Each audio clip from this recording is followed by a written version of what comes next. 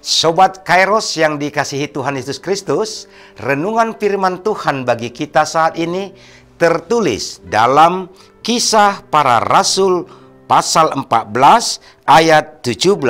Demikian firman Tuhan. Namun ia bukan tidak menyatakan dirinya dengan berbagai-bagai kebajikan, yaitu dengan menurunkan hujan dari langit dan dengan memberikan musim-musim subur bagi kamu. Ia memuaskan hatimu dengan makanan dan kegembiraan. Sobat Kairos yang dikasihi Tuhan Yesus Kristus, ada satu pujian yang berkata, musim akan selalu berganti, kasih Tuhan tetap abadi. Tak akan ada berubah sampai selamanya, ku tetap percaya.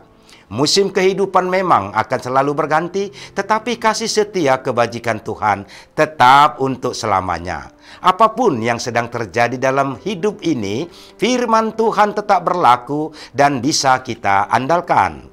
Paulus dan Barnabas yang diceritakan dalam Kisah Para Rasul 14 ini mengalami musim kesulitan dan kesusahan dalam memberitakan Injil. Tetapi Rasul Paulus dan Barnabas tidak pernah putus asa.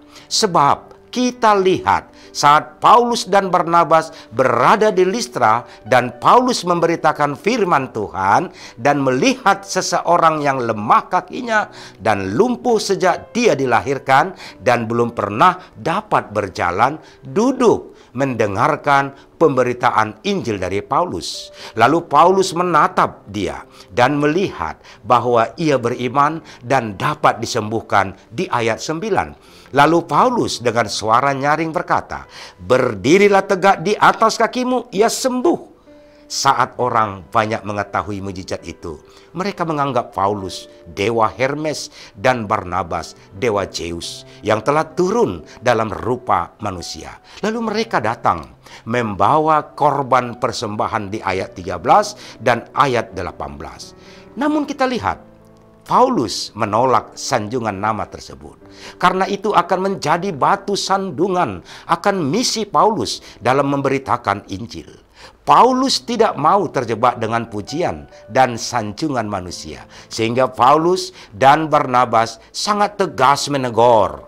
Dan bukti penolakan itu dengan mengoyakkan pakaian mereka di ayat 14 dengan tegas mengatakan mereka bukan dewa tetapi manusia biasa datang untuk memberitakan Injil kepada kamu supaya kamu meninggalkan perbuatan sia-sia ini dan berbalik kepada Allah yang hidup dan yang telah menjadikan langit dan bumi, laut dan segala isinya.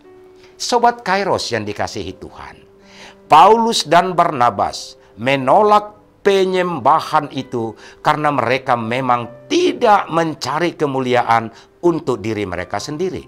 Mereka hanya mencari kemuliaan untuk kemuliaan Allah. Ada banyak orang percaya mengalami seperti ini.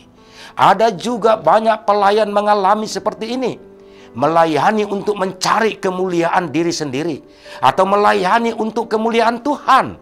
Betapa sering kita tergoda untuk senang diperlakukan istimewa atau menganggap diri istimewa. Tiba-tiba serasa kita ini lebih dibanding sekitar, lebih hebat, lebih kaya, lebih cerdas, lebih beruntung, lebih penting, lebih super, lebih suci. Padahal semua kelebihan yang sedang mengunjungi kita hanyalah pemberian dan titipan Tuhan belaka. Dialah yang hebat. Kita semua hanya alatnya. Sobat Kairos yang dikasihi Tuhan, mari kita renungkan bahwa pengenalan dan kepercayaan kita pada Allah adalah kunci menuju hikmat, di mana kita akan dimampukan untuk melewati setiap musim dalam kehidupan. Kebaikan yang terbesar yang Tuhan nyatakan yaitu ketika ia rela mengorbankan dirinya di atas kayu salib bagi keselamatan umat manusia, dan tidak ada yang dapat menandingi kebaikan Tuhan yang Tuhan nyatakan. Sobat Kairos, jangan pernah mengeluhkan kondisi yang kita alami. Sebab kita ketika dapat bersyukur, kita akan dapat melihat kebaikan Tuhan yang lebih besar lagi. Tuhan berjanji akan memberikan musim-musim yang subur sehingga kita bisa merasakan kebahagiaan. Salah satu bukti nyata dalam keseharian kita adalah Tuhan mengaturkan musim hujan, musim panas, dan musim panen pada waktunya. Dan Tuhan memelihara kita dengan mencukupkan makanan kita setiap hari.